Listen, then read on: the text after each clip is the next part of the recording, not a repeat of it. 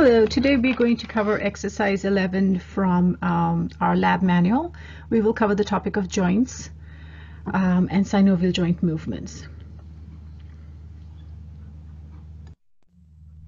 So joints can basically be classified into two main methods of classification. One is based on their structure and the other is based on their function. Structural classification has three different categories: fibrous joints, cartilaginous joints, and synovial joints.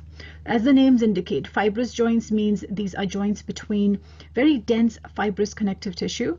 They have very strong collagen fibers that hold the joints firmly together, and there is no synovial cavity or synovial fluid involved in these joints. These type of joints are very permanent and there is no movement in these joints. Example of that would be joints like the skull joint or teeth in their sockets, and certain distal joints like the tibia and fibula. They all come under the fibrous joint category. Cartilaginous joints are joints between either hyaline cartilage or fibrocartilage connective tissue. Again, they also do not have any synovial cavity and no synovial fluid is involved. Examples of these joints would be joints like intervertebral joints, the pubic symphysis, joint between the manubrium and the body of the sternum. There is a very, very small degree of movement in these kind of joints. The third structural classification is synovial joints. Most of the joints in the body come under this category. These have a small synovial cavity, and the cavity is filled with synovial fluid. The function of the synovial fluid is to lubricate the joint and make the movement of the joint smooth and decrease the friction between the components of the joint. The components of the joint could be a bone-to-bone joint, it could be a bone-to-cartilage joint. So the synovial fluid helps make that movement of the joint smooth. And therefore they have a larger amount of movement that is possible. And as I said, most of the joints in the body are synovial joints. For example, the knee joint, the hip joint, the elbow joint, shoulder joints, most of these joints are synovial joints. The second classification is functional classification of joints. That means the amount of movement allowed in them. So joints that have absolutely no movement involved are called synarthrosis. The word syn means to be joined, to become like one. So synarthrosis, an example of that would be the sutures in the skull. And if you remember when we did the bone chapter, we said these are the strongest joints in the body. There is no way to separate the bones of the skull. So synarthrosis is one of those examples where the two bones is very, very tightly joined together. Teeth in their socket also comes under synarthrosis joint. The second category is amphiarthrosis. Some examples of these is intervertebral joints, the tibiofibular joint, the joint between the manubrium and the body of the sternum, and the pubic symphysis. So these are, for the most part, they allow very, very little movement. So for example, during pregnancy, the pubic symphysis will allow the pubic bones to separate a little bit. Intervertebral joints do allow a very little amount of movement. Again, as you know, the movement is different. The thoracic joints, the thoracic vertebrae are not movable, but the lumbar vertebrae allow a little larger degree of movement. So there's a little bit of difference between them. Majority of the joints in the body are diarthrosis. Diarthrosis will allow a more freely movable joints and do allow a larger degree of movement. So that is the classification of different joints. Coming to figure 11.1 in your book, this is the structural classification of joints. Here we see a figure pointing out to different joints, and we are asked to classify what kind of joints these are. So we have to pick one or more, whether these are structural. I want you to be mindful. I want you to give each of these numbers a structural name and a functional name. All right, so the first one is the shoulder joint. Structurally, the shoulder joint is a synovial joint. and functionally it is diarthrosis. All right. Number 2 is the elbow joint. Elbow joint also is synovial and diarthrosis. Number 3 is the pubic symphysis. Pubic symphysis is a cartilaginous joint and is amphiarthrosis. Number 4 points to the joint between the metacarpal and the proximal phalanx in the hand. That is a synovial joint and diarthrosis. So one way to know about the joint is, first of all, think about the structures that are articulating in the joint, and then think about the amount of movement you're able to do in the joint. All right? And that's how you will be able to decide what structural classification that joint comes under and what functional classification that joint comes under. Number 5, if you look carefully, it is not the ankle joint, it is the joint between the tibia and the fibula. So that is a fibrous joint structurally and is a amphiarthrosis joint. Number 6 is the joint between the sutures of the skull. So that will be, again, a fibrous joint and synarthrosis. Number 7 points to the cervical intervertebral joints. They are cartilaginous joints and are amphiarthrosis. Number 8 is the joint between the manubrium and the body of the sternum. Again, that is a cartilaginous joint and is amphiarthrosis. Number 9 points to the hip joint between the hip bone and the head of the femur. So that is a synovial joint and diarthrosis. Number 10 points to the knee joint. It is again synovial and diarthrosis. Number 11, so this is number 11, figure 11.1b, pointing to the tooth in the alveolus. This would be a fibrous and synarthrosis. So structurally it's a fibrous joint and functionally this is synarthrosis. Moving on to figure 11.2 on page 163 of the textbook, we see a diagram through a frontal plane section of the proximal and middle phalanx of the finger. Although individual synovial joints may vary a little bit in their structure, the basic components and features are very common across all the different synovial joints. So in this figure, as you can see, the two articulating bones, where they articulate, the periosteum is actually replaced by the articular cartilage. And they have synovial fluid. The yellow feature here, this is the synovial fluid here, and the red line is the synovial membrane. So the synovial fluid is contained by the synovial membrane. The periosteum is missing once it enters into the joint, if you will.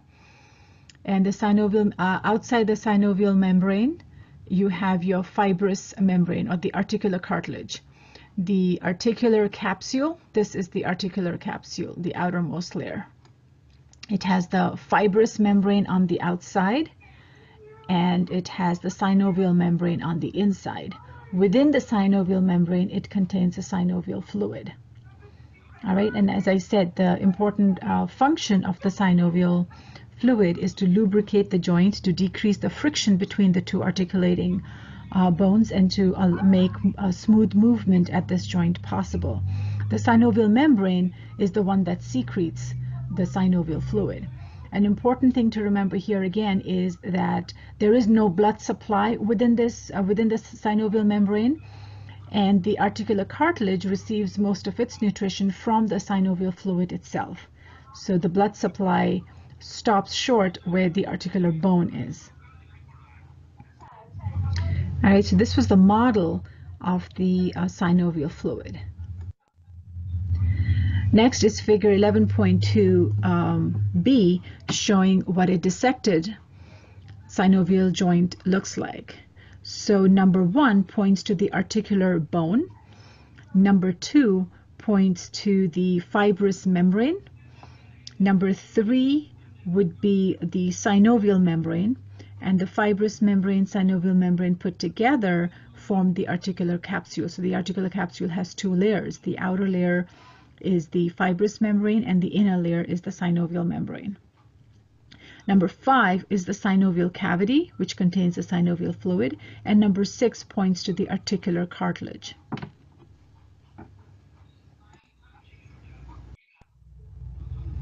Moving on to figure 11.3a. This is the knee joint. This is a model of the knee joint. Again, the knee joint is a synovial joint. It is one of the most complex joints in the body. And this joint is a great example of a joint that has, it allows for flexion and extension. It does not allow for rotation. And we'll get to the movement of the joints a little later in this chapter. But because it's a great weight-bearing joint, it has to maintain a lot of stresses. You know, if you think about yourself playing sports in younger days, especially if it was things like football or soccer, you probably have heard of a lot of athletes getting all sorts of injuries to the knee because the knee joint has to bear all that weight and endure a lot of stress forces. The knee joint is reinforced with a lot of accessory structures not typically seen in all the other synovial joints. So number 1 in this figure points to the articular cartilage of the femur. Number 2 points to the lateral fibrous collateral ligament. The function of the lateral collateral ligament, it is an extracapsular ligament. It adds strength to the joint laterally. Number 3 is the lateral meniscus. And the function of the lateral meniscus is it cushions the knee joint. And it is inside the joint. It is surrounded by the synovial fluid. Now remember, cartilage in this case, a meniscus is a cartilage, and it does not have blood supply, which means that if damaged, it is not able to repair. And therefore, people who have meniscal tears or tears in a lot of these structures that are within the synovial cavity, they do not repair on their own, and therefore surgical intervention is usually required to repair these joints. Number 4 is the posterior cruciate ligament. It's called cruciate because if you notice, it crisscrosses. Number 4 and 5, if you see how they crisscross there. So number 4 is the posterior cruciate ligament. It is intracapsular, and its job is again to stabilize the joint posteriorly. Number 5 is the anterior cruciate ligament. Again, this too is intracapsular, and it attaches the femur and the tibia anteriorly. And these two, because the way they crisscross, they make the joint more stable. Number 6 is the medial meniscus. So it is the counterpart of the lateral meniscus. And it is, again, inside the joint, and it cushions the knee joint. And the same thing, if any of these structures, the meniscus or the cruciate ligaments, are damaged, they need to be surgically repaired because they do not regenerate on their own. Number 7 is the medial collateral ligament. And it is an extracapsular ligament, and it adds strength to the joint medially. It is the counterpart of number 2, which was the lateral collateral ligament, which also is extracapsular. So that's not within the synovial cavity. All right. And we see inferiorly the femur articulates with the tibia and the fibula. So this was the anterior deep view of the knee joint. Moving on, we see the posterior deep view of the knee joint. So this is the knee joint dissected, and the view is posteriorly. So if you can see superior, on top we have the femur, which articulates with the tibia and the fibula inferiorly. If you're able to see the articular cartilage of the femur, so right here, this is the articular cartilage of the femur. Because this is a posterior view, you have the posterior cruciate ligament crossing this way. The anterior cruciate ligament is seen here, but it crosses and goes the other way here. And then we have the oblique popliteal ligament, which has been cut So this is the other ligament. So you see how all of these crisscross, and they make the joint between the femur and the tibia very stable. The medial meniscus cushions and avoids friction between the femur and the tibia. And the lateral meniscus does the same thing. It offers a cushion between the articulating surfaces of the femur and the tibia.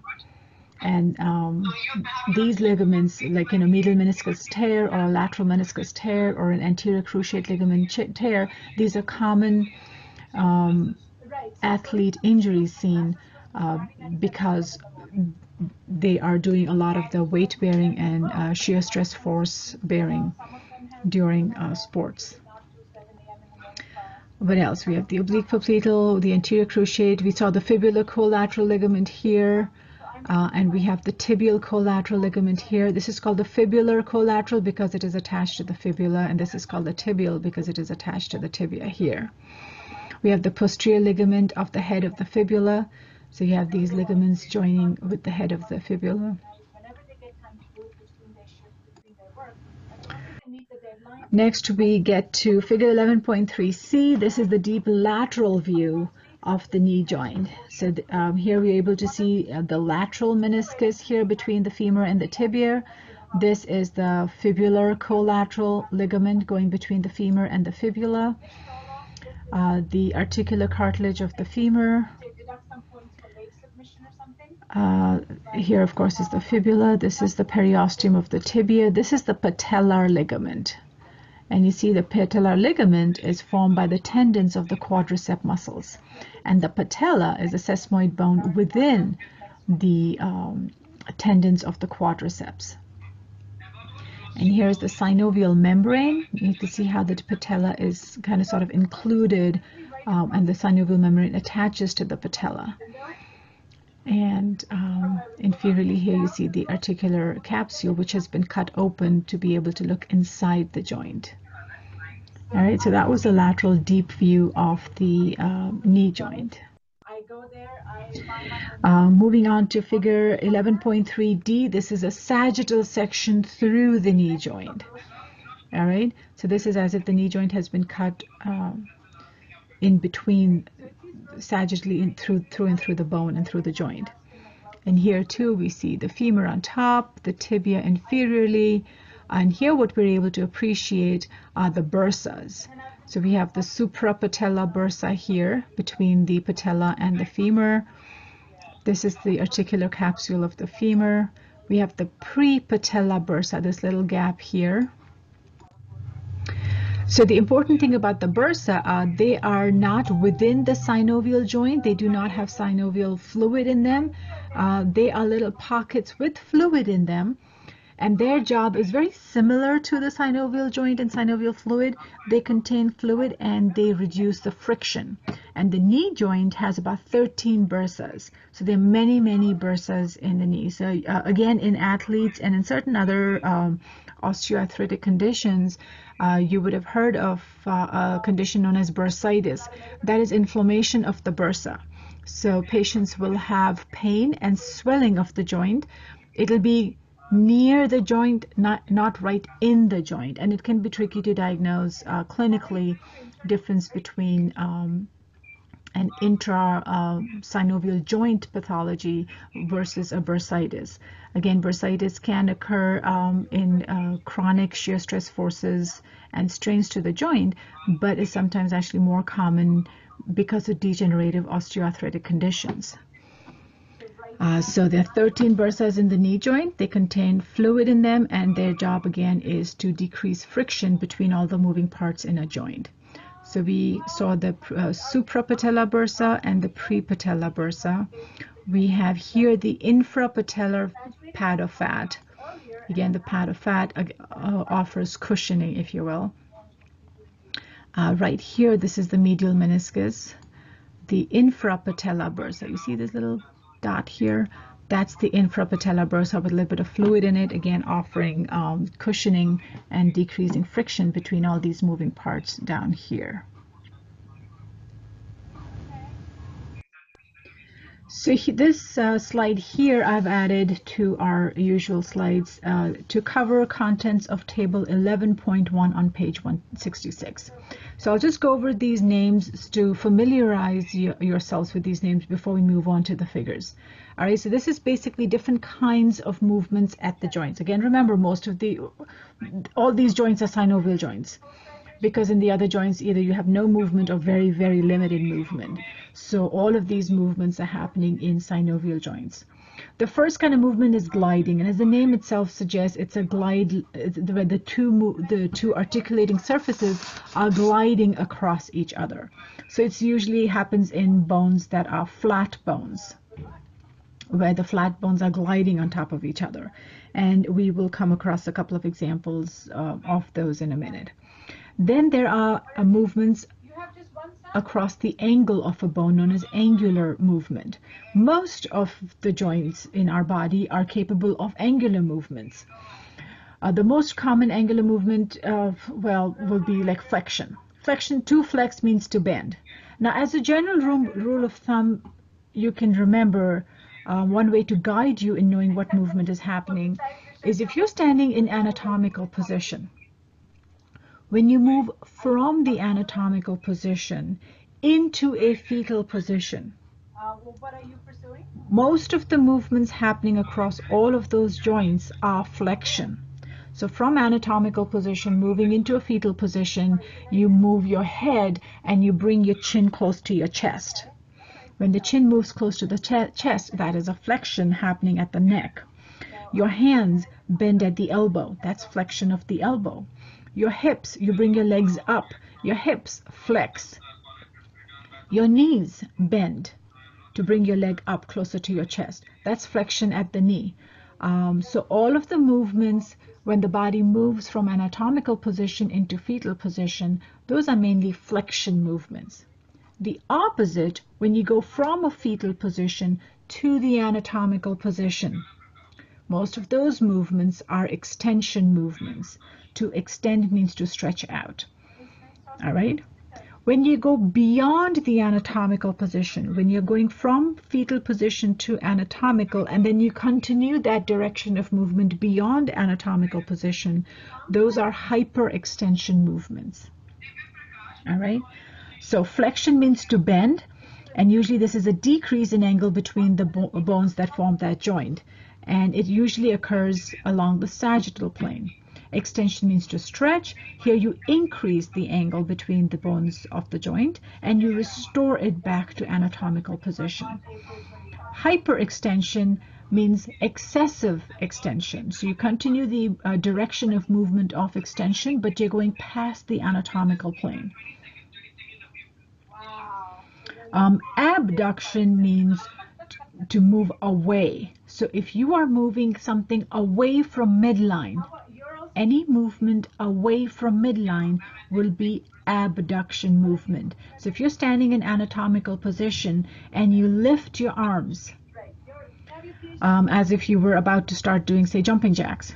When you lift your arms and you bring them, they are horizontal in level with your shoulder. That's an abduction movement because you moved your arms away from midline.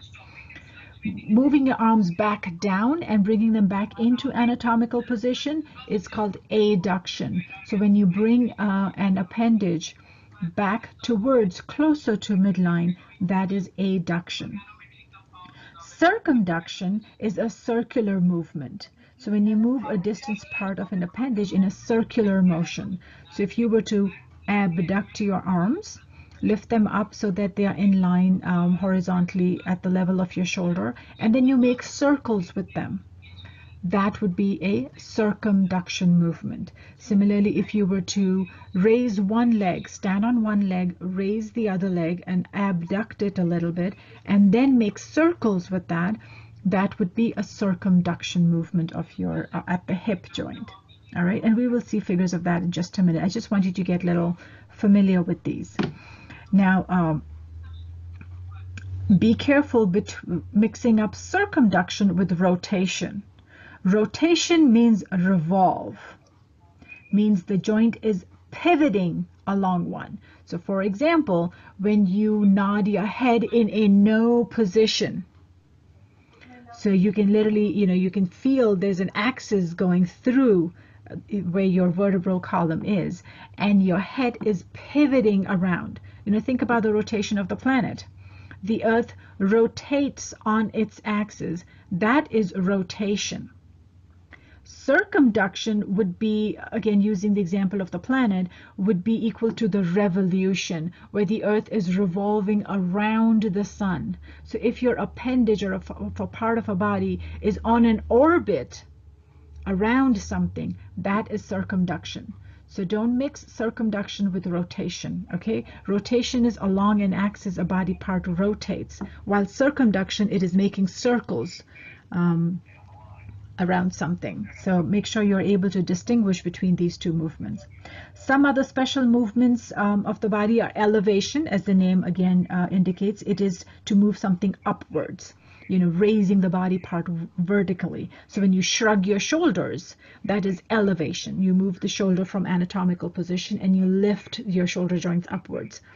That's called elevation. Bringing it back down into anatomical position, that would be depression. So downward movements of the body would be depression. Protraction means to bring it forward, moving a body part forward or anteriorly along a horizontal plane is protraction.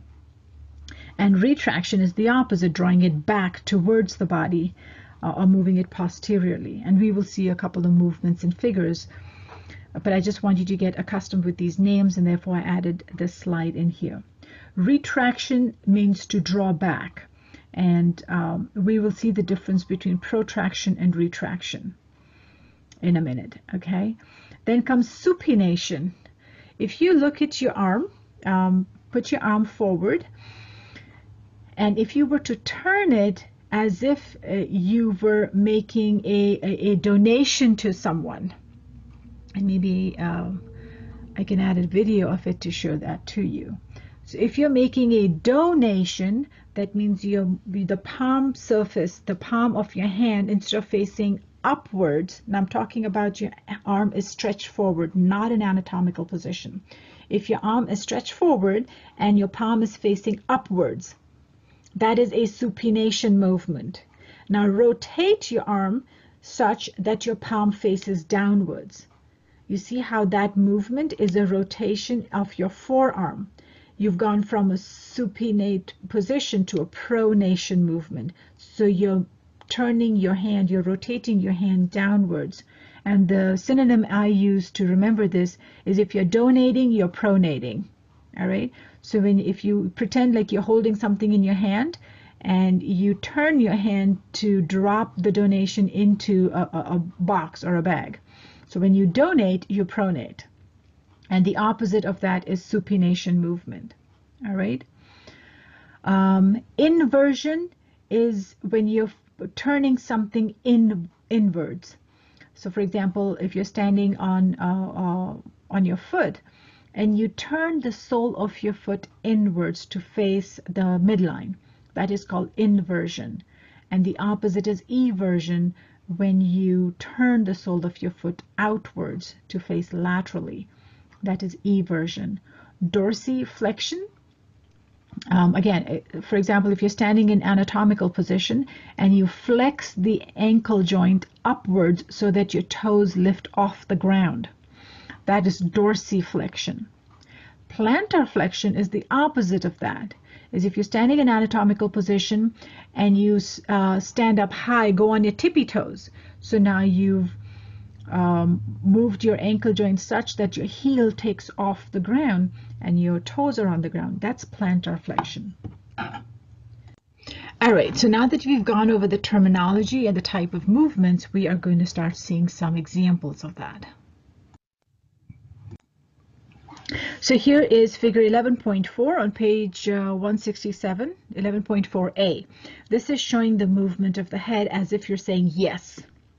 So part 1, where you move your chin downwards close to your chin, that is flexion. 2, where the chin's moving back into anatomical position, is extension. And 3, when you're going past the anatomical position, you're going in the same direction as extension, but you're going past the anatomical position. That is hyperextension, right? Here we're seeing in figure B, movement at the shoulder joint. The first movement, number 4, where the shoulder joint is taking the arm backwards, that is hyperextension. So actually I'll start with number 6 first. Move the arm forward, you are flexing the shoulder joint. Bringing it back into anatomical position, number 5, that is extension. And continuing that movement past the anatomical position, number 4, that's hyperextension. So 4 is hyperextension, 5 is extension, and 6 is flexion. Here we're seeing movement at the elbow joint.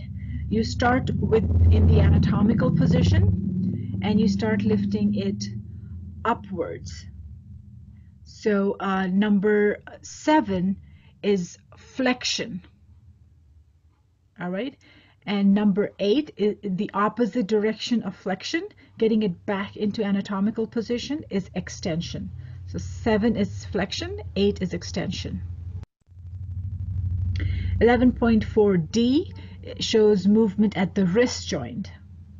So when you're moving the palm of the hand such that the fingers move upwards, that is flexion. So number 9 is flexion. When you bring it back into anatomical position, number 10, that is extension. When you continue that movement past the anatomical plane, that is hyperextension. So 11 is hyperextension. So figure 11.4E shows movement at the hip joint, starting from anatomical position where the person in this figure is standing on their feet. When that foot is, or when the leg is raised anteriorly, that is flexion at the hip joint. When the leg is brought back into anatomical position, that is extension. So 14 is flexion and 13 is extension. When that movement is carried on in the same direction beyond anatomical position, going towards 12, that is hyperextension. So 12 is hyperextension, 13 is extension, and 14 is flexion. 11.4F shows movement at the knee joint. Again, starting in anatomical position, which is the center position, when the leg is straight. When the knee is bent towards the thigh, that's number 15, that is flexion. When the knee is brought back into anatomical position, that is extension. So 15 is flexion and 16 is extension. Moving to figure 11.5A shows movement at the shoulder joint, starting with anatomical position where the arms are down by the side of the body. When the arms are lifted up to be at the same level at the shoulder, that is called abduction because they are moving away from midline. All right, so 1 is abduction. When the arms are brought back towards the midline, that is adduction. So number 2 is adduction. Figure 11.5B shows movement at the hip joint. The knee and the ankle are not moving. Here the leg is lifted and is making circular movements at the hip joint. That is called circumduction. All right, so this is movement at the hip joint, and I would highly encourage you all to try these movements on yourself and see the difference. So you're standing on one leg and the other leg, in this case the person is standing on their left leg, the right leg is lifted, the knee and the ankles are not moving, the movement is only at the hip joint, and they're making circles. That is circumduction, because I am concerned that you will get circumduction and rotation mixed up. So make sure you practice these and know the difference between these movements. All right, so making circles is circumduction. Figure 11.5C shows movement at the right wrist joint. So the center position is your anatomical position. And when you move laterally, you're moving away from midline. That is abduction. So So movement towards the thumb is abduction. And when you bring it back or towards midline, that is adduction. So again, stand in anatomical position and move the wrist laterally or away from midline is abduction, and moving the wrist back medially or towards the midline is called adduction. Figure 11.5D shows movement at the shoulder joint. And this person is making circular movements at the shoulder joint. Again, think of the example I gave you earlier of the planet Earth rotating around, revolving around the sun. So the revolution movements are circumduction movements. So any circular movement at this joint, that is a circumduction movement.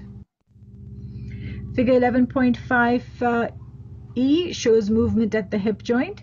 Starting from anatomical position, this person is first raising their leg up.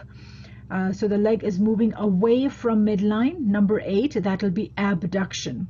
When the leg is brought back towards midline, it's called adduction. All right, so 7 is adduction or adduction, and 8 is abduction. Figure 11.5F shows metacarpophalangeal joints of the finger. Not the thumb, just the metacarpophalangeal joints of the fingers. When you move the fingers apart, you're moving them away from midline, away from anatomical position. So that is abduction. So number 9 is abduction. And when the fingers are brought back into anatomical positions, they're coming back towards midline. That is adduction.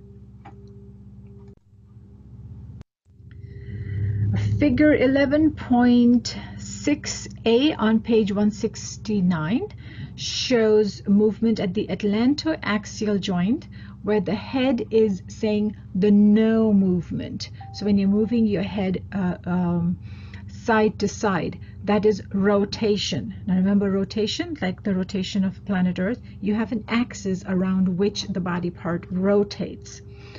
So this is rotation at the atlantoaxial joint. Figure 11.6B shows rotation at the shoulder joint. All right, so this movement where the elbow is flexed and the forearm is being moved either in front, anteriorly in front of the body, or is moved away from the body. So number 2 is lateral rotation of the shoulder joint, and number 3 is medial rotation of the shoulder joint. Now figure 11.7A shows movement at the temporomandibular joint. This is a movement as if when you're eating your food. So if you were to open your mouth and you're dropping your jaw, that is depression. And when you lift your jaw back up and close your mouth, that is elevation. So number 1 is elevation and number 2 is depression. Figure 11.7 C and D shows the movement of the lower jaw forward and backward. So number 3, where the lower jaw is moved forward, is called protraction. And number 4, where the lower jaw is drawn back, backwards, is called retraction. So this is your protraction and retraction movements. Number 11.7, again showing movement at the radio-ulnar joint. If your palm is facing anteriorly, or is upwards, that is supination. And when you turn the palm and the palm faces downwards as if you're donating something, that is pronation. So 5 is pronation and 6 is supination. And I would highly encourage you to try out these movements on yourselves with the hand in different positions, in anatomical position or with the elbow flexed. So palm facing upwards is supination and palm facing downwards is pronation. Figure 11.8A and B show the movement of the foot, that is rotation at the ankle joint, if you will. first one, you notice where the sole of the foot is facing medially, that is inversion. And number 2, or B, the sole of the foot is facing laterally, that is eversion. So that's inversion and eversion at the ankle joint. 11.8C shows movement at the ankle joint, moving the foot such that the toes are lifted off the ground and you're standing only on your heel, would be dorsiflexion. So you're flexing the ankle joint dorsally. So that is dorsiflexion, number 3. And if you were to move the toes back down or stand on your tippy toes and lift off the ground, lift your heel off the ground, standing on your tippy toes is a plantar flexion. So that could be a multiple choice question, is when you're standing on your tippy toes, what movement are you doing, or what joint is involved? So this would be plantar flexion at the ankle joint. So this slide here, I have added this, it's not on the publisher's site. This is giving an overview of the contents of table 11.2 on page 170. This tells us the different types of synovial joints. So remember, right in the beginning we did classification of joints, we talked about structural classification and functional classification, but under synovial joints also we have different kinds of synovial joints depending on the kind of movement they allow. So the first one is the planar joints that allow gliding movement. It's usually between flat or slightly curved movements, and there's a gliding motion that is like back and forth or side to side movement between the bones. For example, if you were to flex your arm up and feel the gliding movement that is occurring between the acromioclavicular joint, okay, that's a gliding movement between the bones. Second is a hinge joint. As the name suggests, it's like a hinge of a door. You know, you open and close the door. It moves only in one plane. So this is usually between a convex bone surface, which articulates with a concave surface of the other bone that is articulating with. And hinge joints usually only allow flexion extension movements. Hinge joints usually do not allow for rotation. So for example, when you flex and extend your elbow on your knee joint, those are your hinge joints. Okay, so hinge joints do not allow for rotation movements. Pivot joints, on the contrary, here on these joints you're able to do rotation movements because they have a rounded or a pointed projection. Remember when we saw the first two cervical vertebrae? We saw the dons, that is a projection. And so that allows for rotation along the axis on the cervical joint, and that's how we're able to do the no movement of the head, rotate the head. So that's a pivot movement. The other one would be if you were to feel, say, the proximal part of your forearm, and you can locate the head of the radius just at the lower end of your elbow joint, and then you rotate your radioulnar joint between the pronation and supination movement. That is a pivot movement. All right. Next comes the condyloid joint. This is an oval convex projection articulating with an oval concave depression. This allows for flexion and extension, also for abduction and adduction, and can also allow for circumduction. So a lot of movement. You get a lot of movement in a condyloid joint. So for example, if you were to feel the joint between the second metacarpal and the second proximal phalanx, here of your fingers, you're able to do flexion and extension, but you're also able to do abduction, adduction, and to a certain extent you're able to do circumduction. You know, like if you point your index finger and you make circles with the index finger, that is circumduction. So condyloid joint allows for flexion, extension, adduction, abduction, and circumduction. Your shoulder joint is another good example for that. Then comes a saddle joint, and as the name suggests, there's a saddle-shaped depression of one articulating bone, which articulates with a projection that fits into that saddle from the other bone.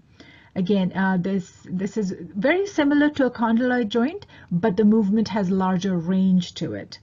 So for example, the thumb joint is a saddle joint in the body. Okay.